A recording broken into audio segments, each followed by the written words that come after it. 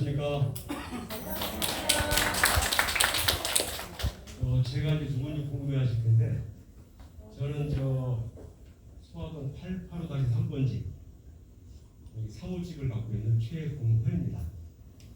전에 우리가 창립총회 이전에 우리가 이제 이런 실상과 문제점을 서로 좀 얘기 좀 나누는 자리에서 놀이터 있죠, 놀이터. 거기서 몇 번 말씀을 나눈 기억이 있고, 또 5월 28일인가요? 수망교회에서 창립총회를 할 때에 그때 또 많은 분들이 오셔, 100분 이상의 분들이 오셔가지고 거기서 한번 뵌 적이 있고, 물론 저희들은 요즘 이제 앞에서 다 움직일 수 없으니까 진짜 우리 소화동 3구역을 위해서 생업이 있는데도 불구하고 생업을 뒤로 제쳐두고 앞장 나서시는 분들이 계셔요. 몇 분이 진짜 시간과 노력, 열정표를 일하시는 분들이죠. 아무것도 안 바르고 그분들 덕에 우리가 지금 계속 꾸역꾸역 지금 진행을 해오고 있는 것이고, 그분들이 앞장서 해주시는 덕분에 우리들이 좀 편할 수 있는 그런 분들이 계셔가지고 이걸 시작하기 전에 우선 그 앞장서 주시는 우리 소화동 3구역 진짜 우리 모두의 재산인데도 자기 재산인 것 마냥 독점을 해주시는 그분들을 위해서 일일이 제가 호명을 할 수 없지만 박수를 한번 보내주십시오.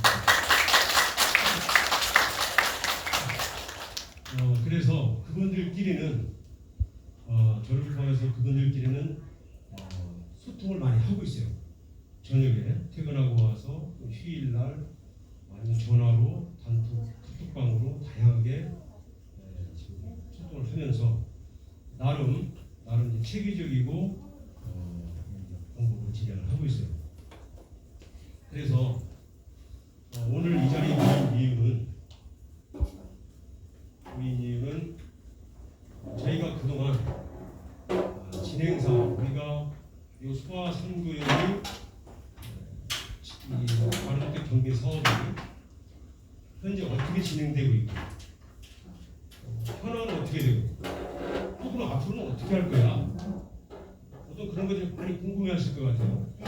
그리고 근데 그거를 우리가 자주 모일 수 있는 기회가 없다 보니까 우리가 모이는 단톡방에서 이렇게 설명도 드리지만 그것도 좋지만 직접 뵙고 말씀을 드리는 시간을 갖는 게 훨씬 낫겠다 하는 생각이 들었고, 또 하나는 지금 추진위 쪽에서 5월 28일 날 창립총회를 개최하면 통상적으로는 보통 2, 3일 내에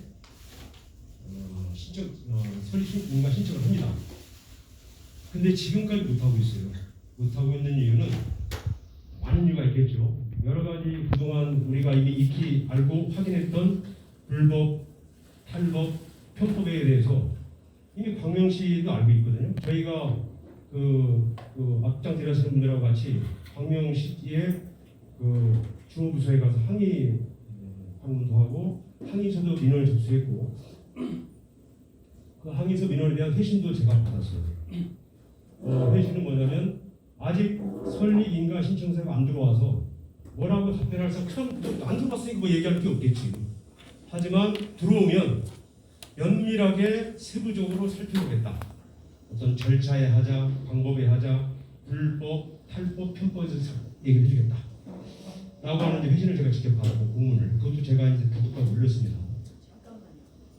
말씀이 선명하게 들리게 박사님만 마이크 이렇게 좀 마시고 시간 좀 되겠어요? 네, 약간 그러고도 싶은데 말씀이 선명하게 전달될 수 있도록. 그러고도 싶은데 혹시라도 나중에 책 잡힐까봐 양해를 부탁해요. 왜냐하면 모인 장소에 제가 마스크를 벗으면 아직까지는 방역법 위반이라서 사소한 걸로 책 잡힐 수 있어요. 저도 지금 벗고 싶어 진짜. 하고 싶은데 양해를 부탁드리고 제가 좀 더 분명하게 잘 끊어서 말씀을 드릴게요. 그래서 시청에서도 문제점을 알고 있고, 근데 최근에 이 사람들도 아직 인가 신청 못한 거겠죠, 당연히. 만약에 또 빠꾸 당하면 그건 또 더 힘들어지니까 그거를 보완을 해야 되겠다는 생각을 하는 거야 지금 이 사람들이 추진위 쪽에서 하면서 많은 불법, 편법, 탈법이 있었지만 그 중에 대표적인 거 하나가 오늘 우리 조합 설립동에서 진구과정, 서명제에서 진구과정에서 많은 행위가 있었는데 어쨌거나 그날 당일날 13개 안건 중에서 다 통과가 되는데 일부가 부적격 통과가 됐어요. 예를 들면 이사는 정관에 5명에서 6명까지인데 그날 3명인가밖에 안 된 걸로 알고 있어요. 그럼 이사 정족수가 부족하니까 신청을 못 하겠지. 그래서 이 사람들이 어떤 지금 그 꼼수를 부리냐면 임시총회를 새로 개최해서 자기들대로 마음대로 할 수 있는 거 아니에요. 임시총회를 새로 개최해서 이사를 보완해야 되겠다는 꼼수를 부리고 있고 실제로 그러기 위해서 개개인들한테 전화를 해서 회의를 하고 있다고 들었어요. 예를 들어서 상근 이사직을 주겠다. 월 몇백을 주겠다. 이사로 들어와라. 이런 식으로 회의를 하고 있는 전화를 몇 사람이 받았다고 그래요. 그래서 저희가 안 되겠다. 우리가 좀 조직적으로 현재 우리 3구역의 현황과 문제점을 제대로 직시하고 과연 이게 우리가 우리 재산을 지키기 위해 어떤 방법을 취할 것인가를 한번 말씀을 드리는 게 낫겠다 싶어서 여러분들의 의견을 이제 듣고 싶어서 오늘 이 자리에 말을 하게 된 거고요. 제가 이제 말로 하나 드리는 것도 좋지만 이해를 돕기 위해서 파워포인트를 갖고 왔어요. 그래서 제가 먼저 설명을 좀 드릴 것이고 좀 더 세부적인 내용은 우리 또 앞장서 주신 송일준님이 또 말씀을 또 해주실 거예요. 이 파트를 진행할 텐데 먼저 사전에 양해 말씀 부탁드릴 거는 일단 정해진 시간에 빨리 끝내야 되니까 질문은 제일 마지막 시간에 질문을 드릴 거예요. 그러니까 질문은 중간에 안 해주시는 것이 우리를 위해 다 도움이 됩니다. 질문은 마지막에 해주시길 바라고 또 한참 열심히 말씀드리고 있는데 때르릉 산만해지죠. 집중 떨어지죠. 지금 핸드폰 끊으셔갖고 다 진동 좀 해주시고 혹시 긴급하게 통화하실 일 있으면 밖에 나가셔서 하시고 여기는 좀 정숙을 유지해주는 게 좋겠다는 생각이 듭니다. 그래서 그 양해 말씀드리고요. 그러면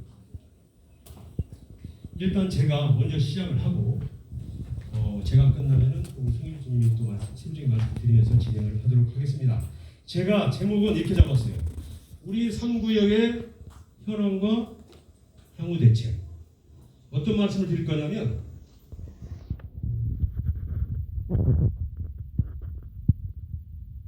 이런 말씀을 드리려고 일단은 우리들의 사업이 가로주택 경비 사업이잖아요. 그러면 이거를 우리가 이해도가 있어야 이게 우리가 올바른 방향으로 가는지 잘못된 방향으로 가는지를 알 수가 있을 거란 말이에요. 그래서 우리가 일단 이해도를 높이기 위해서 간략하게나마 제가 정비 사업이 어떤 건가를 제가 한번 부족하지만 설명을 드리는 걸로 하고 그러면 이러한 방식에서 우리 3구역은 어떠한 지금 위치에 있고 어떠한 현황이고 어떠한 문제점이 있는가라는 것도 당연히 아셔야 되겠죠. 우리 3구역에 대한 문제점, 그 다음에 추진위의 현재 방식에 대한 문제점. 그러면 이제 결국은 현재 추진위는 재건축을 하자는 얘기인데 하지 말자는 얘기야? 그렇지는 않습니다. 그 말씀을 제가 여기서 이제 말씀을 드릴 거고 앞으로의 계획 그리고 최근에 여러분들 이미 알고 계시겠지만 8월 4일 날 법이 이제 새로 개정된 법이 진행이 되는데 그런 법에 대해서도 어떻게 바뀌었으니까 개정이라는 말이 없겠죠. 그걸 한번 설명을 드리는 걸로 한번 하겠습니다. 그리고 이제 문답 시간을 좀 갖고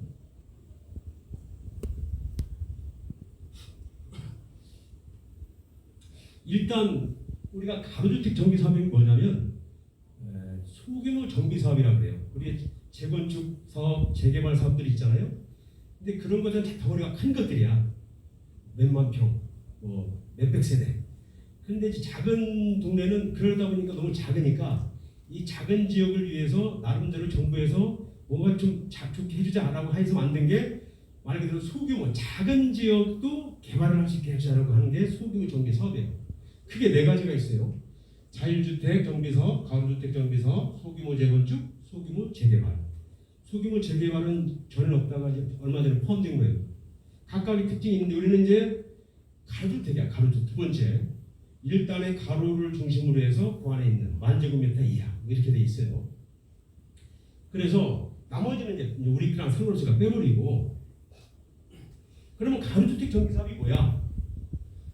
말 그대로 재개발 재건축은 굉장히 절차도 복잡하고 까다 그동안 10년 이상 걸려.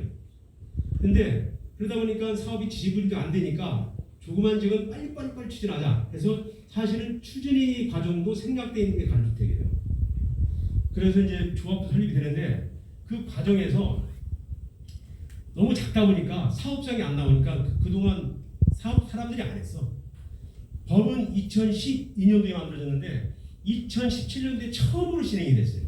그것도 그전에는 안 되다가 워낙 이게 안 좋으니까 정부에서 여러 가지 혜택을 준다고 하면서 한 게 2017년도에 처음 시작이 된 거예요. 그 정도로 인기가 없었어요. 대규모 건설사도 안 들어와. 너무 작으니까 먹을 게 없으니까. 근데 무조건 나쁜 것만 정부에서 하지는 않았겠고 좋자고 하는 거겠지. 좋자고 하는 게 장점이 있겠지. 장점은 일단 규모가 작으니까 의사결정이 빨리 되고 절차도 안 생략이 되니까 사업 추진 게 굉장히 짧아. 재건축이나 재개발은 10년 이상 걸리는 것도 태반인데 여기는 보통 제대로 가면 한 3년에서 4년 돼. 그리고 일반 주택 분양을 하면 주민들은 내 돈 안 들고 지을 수가 있어요. 그죠? 제가 중간중간 좀 말이 짧아지더라도 이해를 좀 해주세요. 여러분을 무시해서 그런 게 아니고 그래서 일반 분양분이 많으면 이 사업은 진행해도 좋은 거예요.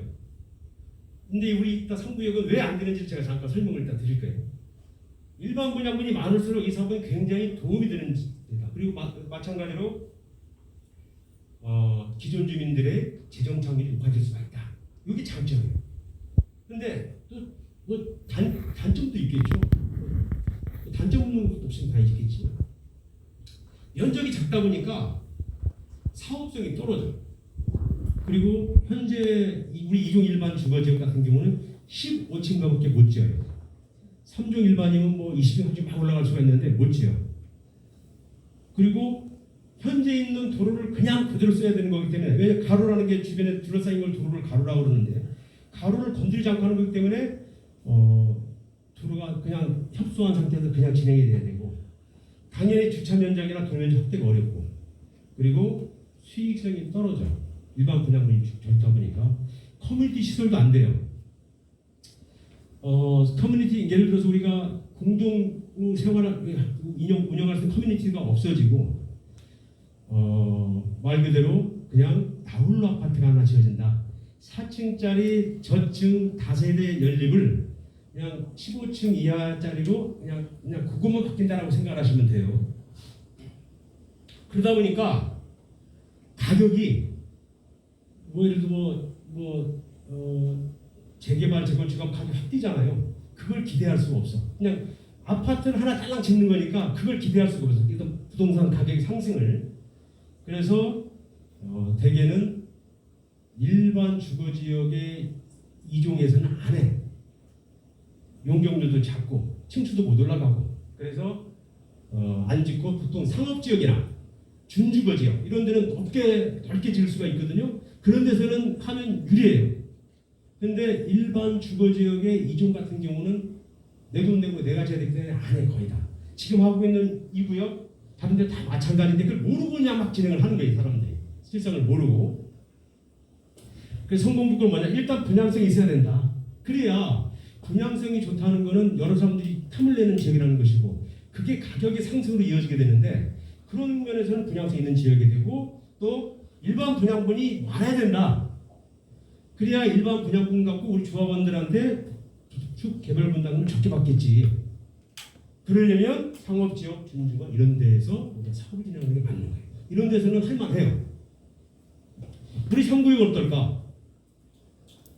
이러한 사업성이 안 나와요. 안 나와. 그리고 현재 여러분도 매일 신문 방송 보시겠지만 우크라이나 사태가 장난이 아니에요. 거기 때문에 러시아가 석유를 안 내놓고 가스를 안 내놓으니까 물류비가 올라가고, 심지어는 채소값이 왜 올라가나 봤더니 운반 물류비가 올라가니까 그냥 사람 지게 지고 올 수는 없잖아요. 차로 수송을 운반을 해야 되는데 물류 비용이 엄청 올라가니까 기름값이 올라가니까 이제는 양파도 땅으로 올라가고 이렇게 물가에 영향을 주는 거예요. 당연히 공사비도 엄청 나겠지. 점점 장기 호전으로 간다고 그래요. 우크라이나가. 그 다음에 또 하나는 현재 추진위가 너무나 막 나가고 있다. 너무나 막 나가고 있다. 한번 좀 딱 보면 현재 우리가 172세대예요. 짓는 건 179세대야. 그러면 조합원분 172세대를 빼고 나면 일반 분양분 7세대야. 그거 얼마나 되겠어, 그죠? 그게 많아야 아까 말씀드린 대로 사업성이 좋아지고 우리 분담금이 낮아지게 되는데 그냥 결국은 내 돈 내고 내가 내 돈 내고 내 집 주고 내 집 철거 비용, 내 집 신축 비용 다 내 돈 내고 해야 돼. 아무 의미가 없는 이것들을 이런 내용들을 지금 대부분의 가로주택 사업자들은 몰라요. 그런 얘기를 안 해주니까 숨기니까. 직접 한번 보면 현재 이 사람들이 550만 원이라는 그 공사비를 제시했는데 그것만 갖고 따져봐도 한 집당 내 집 주고도 2억에서 4억 정도는 추가로 내야 돼. 그러면 분양값이 어떻게 되겠어요? 지금 시세보다 많아질 수도 있어. 그런데 이제 이 사람들은 우리 저 총회 책자 보면 1,000만 원, 2,000만 원 돌려받을 거나 뭐 이런 식으로 써놨잖아요. 호도하는 거지. 그래서 그런데 더구나 여기다 더 중요한 게 뭐냐면 공사비가 앞으로 계속 올라간다는 것이지. 공사비가 현재도 이런데 현재도 우리가 2억에서 4억을 내야 되는 상황인데 내 집 주고도 앞으로는 공사비가 이제 폭증을 한다는 거야. 지금 올해 국토부에서 공사비를 매년 발표해요. 매년 발표하는 거야 이게 매년. 이거 제곱미터당이니까 평당 하려면 곱하기 3.3958을 곱해주면 되겠죠? 올해 평균 수용공사 국토부가 해준 게 703만 원이야. 근데 조합 추진위에서는 550만 원이라고 쓰고 있어요. 작게 보이게 하려고. 작게 보이게 하려고. 완전 꼼수 중에 꼼수를 부리는 거죠. 그러니까 사람을 현혹시키는 거지. 기만하는 거지. 1월 1일부터 시행되는 거예요. 국토교통부에서. 제가 만든 게 아니고 국토교통부 발표를 한 거야. 지금 각종 매스컴에서 건설 현장 덮친 원자재가 폭등 이 금액은 못돼. 시공사들이 조달 자금 이자 비용이 건설사 공사비 인상에 반영하면 사업성이 떨어지기 때문에 못하겠다는 게 다 낮아빠지고 있어. 춘천주공 잘 아시죠? 6,000세대를 12,000세대 짓는데요. 거기 지금 수습돼 있잖아요. 공사비 올려달라니까 수습된 거예요. 지금 난리가 났죠. 이전 가격을 공사 못하겠다. 지금 여 옆에 바로 옆에 우리 2구역 공사비 올려달라고 해서 또 그 얘기를 좀 하나 봐요. 이건 사실입니다. 팩트입니다. 2구역도 공사비 올려달라고 가요. 결국은 수익성 악화에 시행사를 우리가 시행사가 되는 거예요. 우리 조합들이. 흔들, 건설사도 올린다, 증액, 어쩌고 저쩌고, 중단의 시간 문제, 별 얘기 다 나오잖아요. 지금 이런 상황이야. 자재가 폭등, 지금 원유, 연탄, 철, 시멘트 다 올라가면서, 그러니까 제가 이 얘기를 한번 우리 조합을 한번 저한테 바로 따지길래 이 얘기를 했더니 아니 그거하고 우리가 무슨 상관이 있냐고 얘기를 하더라고. 우크라이나 전쟁하고 우리가 무슨 상관이 있냐고. 상관이 있지. 양파값이 올라가잖아. 기름값 올라가니까 물류비용이 올라가서 모든 게 다 연결되어 있는데 제가 너무 답답했었어요. 지금 평당 공사비가 지난 5월 말 신문이에요. 700만 원대. 시공사 시공규 분양가도 올라가는데 분양가 올라가면 일반 분양분이 많으면 좋겠지. 우리는 일반 분양분이 없어. 우리가 돈 내. 분양 우리 자체를 받아야 돼. 우리가. 집 내주고 다시 우리가 분양받아야 되는데 분양비가 올라간다는 거예요. 당연히. 더구나 이거 보시면 가로주택 정비사업과 소규모 재건축도 미니 재건축이 아닌 일반 재개발 사업에서 평당 700이 넘는 건 굉장히 이례적이다. 무슨 얘기일까요? 이 얘기는 일반 재개발 사업의 공사비가 더 높다는 얘기예요? 아니면 가로주택 정비사업의 공사비가 더 높다는 얘기야? 가로주택이 더 높다는 얘기야. 왜냐하면 가로주택은 규모가 작으니까 우리도 물건이 많으면 싸게 팔잖아요. 싸게 파는데 물건이 적으면 싸게 팔 수가 없잖아. 그래서 DC나 세일이 안 되는 거야. 물건이 적으면. 일반 재개발은 가로주택 훨씬 싸야 되는데 2억에 7억을 넘었으면 가로주택은 더 올라가겠지 당연히. 그 얘기예요. 자재값 급등에 분양가 낀다. 우리가 분양가를 내야 되는 사람들이에요. 우리가 자체 분양을. 그래서 공사실 우리 발주자 우리가 발주자죠. 시공사 간의 갈등이 점점 커지고 있고 이거 다 지금 최근 신문들이에요. 5월 1일 날 신문이고 3월부터 어쩌고 오른다. 머니투데이.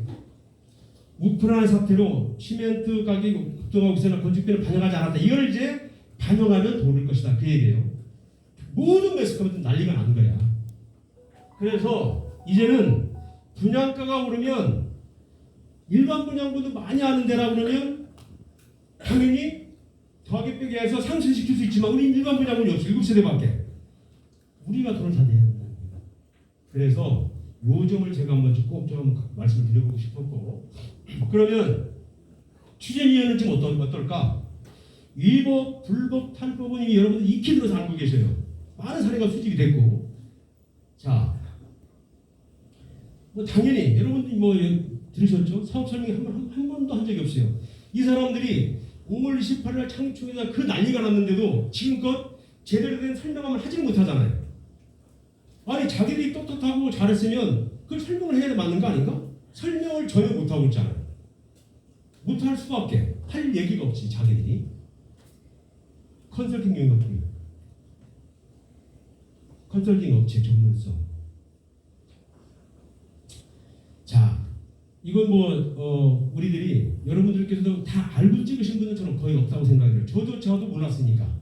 저도 5월 28일 창립총회 일주일 전에 책자를 받아보고 깜짝 놀라가지고 걔가 긴급하게 이거 문제 있다라고 이의를 제기하는 제가 제일 처음 이의를 제기했는데 다른 분들도 전혀 저는 나름 부동산 쪽에서 오랫동안 제가 그 사업을 해왔기 때문에 다른 분들보다는 이쪽에 조금 더 좀 연관성이 있어요. 이런 저도 몰랐는데 다른 분들은 어떻겠어요? 전부 다 중요한 사항은 다 빼고 심지어는 아까 말씀드린 대로 우리가 2억에서 4억 정도를 내야 되는데도 1,000만 원을 돌려받거나 1,000만 원을 내가 이렇게만 써놨지. 총리 책자에다가 기만하는 거죠.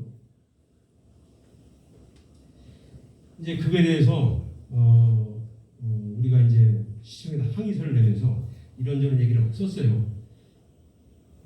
찬성 받을 때 도입할 때 OS 요원이라고 하죠. 홍보요원, 아웃소싱 요원 무조건 찍어라는 거야. 무조건. 그래서 뭐 신분증 확인도 안 하고 그냥 찍고 뭐 아들한테 그냥 받고 어머니한테 그냥 바꾸는 식으로 막 해서 사업 설명도 안 해주고 이런 얘기를 저희가 항의서를 제출했었어요. 여러분 중에서도 아마 거의 다 여기 다 해당되실 거라고 저는 봐요. 이 중에 그냥 아는 처지에 원래 재개발 원래 하면 좋은 거 아니야? 그냥 찍어. 안 좋다고 하겠어? 좋다고 하는 거겠지. 이런 식으로 호도를 하는 거지. 신분증 같은 원래 절차상으로 재사용하면 안 되는 것들이 여러 개가 있어요. 그거를 그냥 자기들 마음대로 갖다 그냥 집어넣는 거야. 이런 것들을 나중에 저희가 다 법적으로 이제 한번 책임 물을 겁니다. 창립총회 당일날 여기 오신 분들은 아시겠지만 난리 났었죠.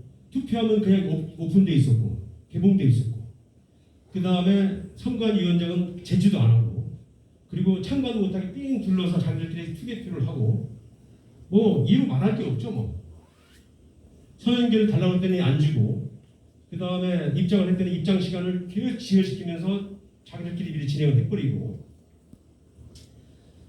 사업성 없는 얘기도 안 해주고 그래서 이거는 총체적인 문제가 있는 걸 우리가 이제 강유청 얘기에 대해서 강유청이 인지를 하고 있어요. 그래서 아마 인가 신청도 들어오면 면밀하게 볼 거예요. 두 번째는 이제 컨설팅이 아시죠? 10억 4천만 원 된 거 부가세 포함은 11억 5천이에요. 한 집당 700만 원꼴이에요. 한 집당. 그러면 이게 만약에 시장 가격이라 하면 그런가 보다 우리가 내는 게 맞지. 근데 그렇진 않아요. 통상적으로 제곱미터당 10,000원에서 20,000원이에요. 우리는 얼마? 38,500원이야. 제곱미터당. 그걸 연면적 곱해주니까 10억 4천이고 부가세 포함 15억 5천이라는 게 나온 거예요. 어떻게 이럴 수가 있어? 서울의 재개발도 제곱미터 5천에서 11,000원이고 통상 경비 사업은 12,000원인데 어떻게 38,500원, 4만 원 돈이 됐느냐 이거지. 그래서 이런 내용들이 얘기를 안 해줬잖아요. 그리고 이거를 이제 우리들 얘기가 뭐 허구라는 걸 알기 위해서 여러 가지 자료를 집어넣은 거예요. 심지어는 인천의 임학동이라고 있어요. 이게 지난 11월 달에 쓴 계약서인데 농협 계약서. 이 사람들도 연주랑 비슷해. 얘는 얼마 했어요? 1억 2천만 원 했어요. 1억 2천만 원에. 지난 11월 달에 쓴 건데 우리는 아마 10월 달에 썼을 거예요. 어떻게 이럴 수가 있어? 같은 그 규모를 가지고.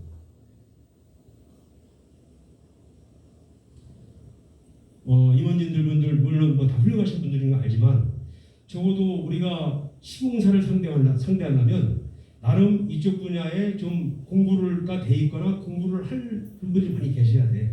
관심을 갖고. 그런데 자기들 편만 이렇게 하고 얘기도 안 했어요. 심지어는 제가 얘기 듣기로는 몇몇 분들이 직접 찾아가 참여하겠다고 말씀을 하셨대. 대의원이든 이사도 참여하겠다더니 못하겠다는 거예요. 이미 예를 들어 이사가 5명이면 5명 정원이 꽉 차서 안 된다. 그런 놈이 선거를 해서 뽑아야 되는데 5명이면 50명이 오면 50명 중에 5명 뽑으면 되는 것이고 10명이 시작하면 10명을 받아주면 되는데 5명 정원이 찼기 때문에 더 이상 후보자 받을 수 없다. 이게 말입니까 뭡니까? 이런 식으로 자기 사람만 개별 전환한 다음에 다른 사람 아예 참여 못하게 하고 있어요. 그건 바로 확인이 가능합니다. 참여하시는 분 여러분 계셨는데 거의 거부를 당했어요. 이사도 그렇고 대의원도 그렇고. 그러니까 이제 짬짬이로 자기들끼리 하겠다는 얘기지. 그러면 이제 그래 얘기 들었어요. 뭐 소아 선구역이 가족적 정비 사업인데 뭐 장점도 있고 단점도 있는데 단점이 굉장히 많은 것 같아요. 뭐 이 지역의 단점, 추진의 단점. 그럼 어떻게 할까? 하지 말까? 우리들도 좀 낡은 집에 한 3집 살고 싶잖아요. 누구나 마찬가지지. 그런데 그럼 쟤를 좀 하지 말까? 그건 아니에요. 당연히. 다만 지금 상황이 집값이 지금 지난 며칠이요. 4월 11일자 신문에 매일경제 5년간 집값이 이렇게 빠진다고 지금 전문가들이 쓰고 있어. 신문에서. 경기 하락과 금리 상승. 집값. 지금 주택담보대출 7%인데 더 올라갈 거예요. 주택담보대출이 왜 중요하냐면 우리가 중도금 대출, 장려대출 다 그걸 받아야 될 거 아니에요. 그거 그냥 지금 불과 몇 개월 만에 2%에서 7%쯤 뛴 거예요. 3년 후부터 집값 떨어져 6가지 이유. 저 5월 1일자 신문에 매일경제. 집값 환경. 매매심리 5개월 중 2축. 뭐 다 그런 얘기들이야. 다 그런 얘기들이야. 지금 작년 11월 29일부터 올해 지금 3월 24일까지 계속 떨어지잖아. 제가 한 게 아니고 한국부동산원이라고 아시죠? 한국감정원 정부 그것도 된 통계예요. 전부 다 그래프가 우하향을 하고 아래를 쳐다보고 있잖아요. 이게 일시적인 게 아니고 지속적으로 이러는 일이 일어나고 있고. 그러면 우리 동네를 한번 얘기해봐. 다른 동네는 뭐 일단 우리 동네 한번 얘기를 해봐. 자, 일단 어느 지역이든지 그 지역의 사업에 대한 강점도 있고 약점도 있고 또 기회 요인도 있고 위험 요인도 있을 거예요, 그죠? 그럼 제가 나눠봤어요. 수고하시라고 하는데 일단 강점을 보면 우리들은 작다 보니까 그 동네에서 오래 살다 보니까 의견 통일이 잘 돼. 그래서 그때 조합 설립 뭐 동시에 잘 찍으셨잖아요. 금방 단합 잘 돼가고. 예? 원래 한 번 찍어 되돌리는 데는 굉장히 힘든 거예요. 근데 약점이 뭐냐면 너무 단지가 작아. 꼭 179세대밖에 안 돼. 그러니까 주변에 시설이 취약하고 그 다음에 공사비 폭증으로 인해서 우리 개별 부담금이 올라가 버린다. 이게 약점이고 만약 기회의이라고 하면 앞으로 이제 이 가주택 사업이 너무 문제가 많다 보니까 정부의 심각성을 인식해갖고 다시 법을 자꾸 바꾸고 있어요. 조합원을 유리한 방을 자꾸 바꾸고 있어. 그게 뭐냐면 층수 제한을 없애주겠다. 15층이라고 했다. 이종 일반 주거지는 그 폐지해서 곧볼수 있게 하겠다. 그럼 그걸 기다렸다는 게 맞지. 응? 그 다음에 정책적으로 여러 가지 어떤 또 인센티브를 주겠다고 하는 거예요. 이제 곧 계속 그런 식으로. 왜냐하면 가주택 정비사업이 워낙 문제점이 많다 보니까 정부도 그 심각성 인식을 해가지고 위험 요인은 뭘까? 위기 요인, 위험 요인은 지금 고물가, 고금리, 고환율은 제가 굳이 말씀 안 드려도 다 아시잖아요. 건설 경기 공사들이 폭증을 하고 부동산 가격 납부율이 다 떨어지고 있고 우크라이나 전쟁은 이제 우리 6.25 전쟁처럼 장기화로 갈 거라는 얘기도 지금 나오고 있어요. 그러면 지금 하는 건 아닌 거 맞는 것 같아요. 지금 하는 건. 지금 하던데도 다 수도를 하고 있잖아요. 언제 하는 게 좋을까? 좀 이따 하자는 좀 이따가. 이런 상황들이 좀 해결이 되면 그때 하자. 응? 지금 여기 미도 1차 기원아파트 아시죠? 거기도 작년에 조합 해산할 뻔했어요. 사업성이 안 나와서. 거기는 우리보다 좋아. 그건 3중 일반 주거지 여기요. 여기는 2중 일반 주거지고 3중 일반 주거지역과 2중 일반 주거 차이점 뭐냐면 거기는 우리보다 1.5배 이상 더 높이 칠 수 있다는 거예요. 그럼에도 사업성이 안 나온다고 해산했어요. 미도 아파트하고 기원 아파트 같이 하려다가 금리 계속 올라가고 집값은 계속 떨어지고 그래서 지금은 때가 아니라는 얘기를 하는 것이 말씀을 드리는 것이고 그럼 언제 하는 게 좋을까? 좀 기다렸다 하자. 소나기가 영원히 쏟아지진 않는다. 비는 언젠가는 그친다. 비가 영원히 내린다면 못하겠지만 비는 언젠가는 그쳐. 비 그칠 때 하자. 소나기를 일단 피하고 보는 게 나은 거예요. 그래서 일단은 우리가 이 사업은 현재는 너무나 주먹보고 마구잡이 무대보로 밀어붙이는 이유는 소위 말하는 컨설팅 업체들 그다음에 시공사들 좋은 일밖에 시키는 게 밖에 없는 거예요. 그래서 우선은 조합설립인가를 저지를 하고 왜냐하면 우리가 조합설립인가를 법이 개정된 이후에 하면 더 좋은 조건이 나온다고 하잖아요. 층고 제한도 사라지고 더 많이 지키고 그리고 정부의 정책 지원도 더 나온다고 하고 그런 게 예정돼서 우리가 굳이 지금 뭐하러 이걸 길을 쓰고 하겠어요. 일단 우리의 목소리를 계속 높이는 게 맞다. 그동안 그 앞장서 주시는 분들하고 해서 단체 행동 매번 했었어요. 했는데 그거 갖고는 안 되고 계속해서 지속적으로 하는 게 맞는 거야. 이 매스컴에도 우리가 부동산을 알리고 그 다음에 지금 광명 2구역 저쪽 광명 사거리 광명 2구역 아시죠? 거기도 조합을 다 임원님 다 교체하고 새로 지금 하고 있어요. 그런 데랑 연대를 또 하면서 협력 관계를 모색하면 시너지 효과가 날 것 같아요. 일단은 이 사람들이 계속 이렇게 마구잡이로 지들 멋대로 하면 그때는 법을 또 가는 수밖에 없죠. 그래서 우리가 할 수 있는 방법은 수백 가지가 넘어요. 사실 쫄리는 건 저쪽이야. 워낙 잘못한 것이 많으니까 그런 거에 대해서 우리가 고소, 고발 계속 들어가면서 그 사람들한테 혼쭐을 내줘야 돼. 만약 계속 버틴다면 안 버티고 그냥 순순히 한다면 뭐 이럴 필요까지는 없겠죠. 이럴 때 우리는 이제 만약 이 상황이 되면 우리는 똘똘 힘을 뭉치고 모아야 돼. 힘을 앞에 몇 사람 갖고는 될 수가 없잖아요. 당연히 여러분들께서 또 이렇게 십시일반으로 또 얼마씩 모아주셔가지고 그 돈 갖고 지금 변호사 선임하고 법무법인 이런 소송 전문 법무 선임해서 지금 일부 진행하는 게 있어요. 다 여러분들 덕분으로 이렇게 하는 거예요. 도와주시니까.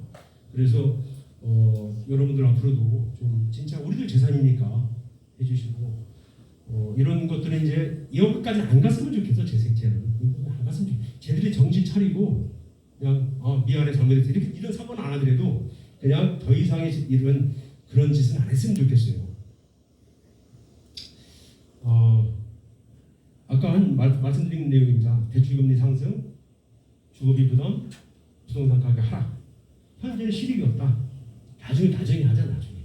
그때는 제가 앞장서서 또 말씀드릴게요. 지금은 아니다. 해서 말씀드리고 뭐가 바뀌냐면 일단은 창립총회가 너무 좀 법을 갑자기 만들어서 하다 보니까 여러 가지 맹점, 허점들이 많아요. 그래서 그걸 지금 추진위가 아주 교묘하게 파고들어서 허점을 이용하는 것이고 그래서 그거를 지금 정부에서 법을 만들어서 지금 고치고 있어요. 새로. 이제는 조합원들이 과반수가 야 조합 너희들 해산해 하면 해산해야 돼. 앞으로는. 우리들이 이런 걸로 우리들 그 스스로의 권리를 보호해야 될 거 아니겠어요? 이게 이제 8월 이제 우리가 법이 개정되는 게 이쪽으로 지금 개정되면 이걸 기다렸다 하면 되잖아요. 그러니까 얘네들은 이러기 전에 하려고 지금 막 길을 쓰고 있는 거지. 조합원 자격 기준도 뭐 지금 이 사람들이 하는 게 8월 4일 이후에는 조합원 그 전매가 안 된다. 양도가 금지된다. 원래는 가로주택 정비 사업은 전매 제한이 없었어요. 제한 그냥 마음 잡고 팔았는데 8월 4일 이후부터는 못하게 돼 있다고 해요. 그러니까 그래갖고 막 떠드는 거야. 근데 그렇진 않아. 모든 게 예외 없는 법은 없잖아요. 모든 게 예외가 있어. 뭐 내가 직장 옮겼다? 팔을 수 있어요. 내가 그 취약을 해야 된다? 팔을 수 있어. 다양하게. 아파서 어디 요양 가야 된다? 다 팔을 수 있어요. 그런 것들은 얘기를 안 해줘. 그런 얼마든지 우리가 활용할 수 있는 방안들이 있고 중간에 만약에 팔고 싶다 하더라. 팔고 싶다고 하면 못 파는 게 아니에요. 그리고 이제는 말씀드렸지 아까 2종 일반 주거지 15층까지밖에 안 되는 거를 층수를 제한을 삭제하겠다. 높이서 하겠다. 그러면 그때가 사야지. 이렇게 해서 제 설명을 좀 드렸고 잠깐 Q&A 하시고. 그럴까요? 네, 그다음 화장실 가시죠. 그리고 자 그러면 제가 드릴 말씀은 이제 뭐 부족하지만 대리 정도 마치고요. 제가 드린 말씀 중에서 혹시 그 궁금하시거나 질문하신 내용 있으면 말씀해 주시면 제가 아는 것 성실적인 것 답변을 드리겠습니다.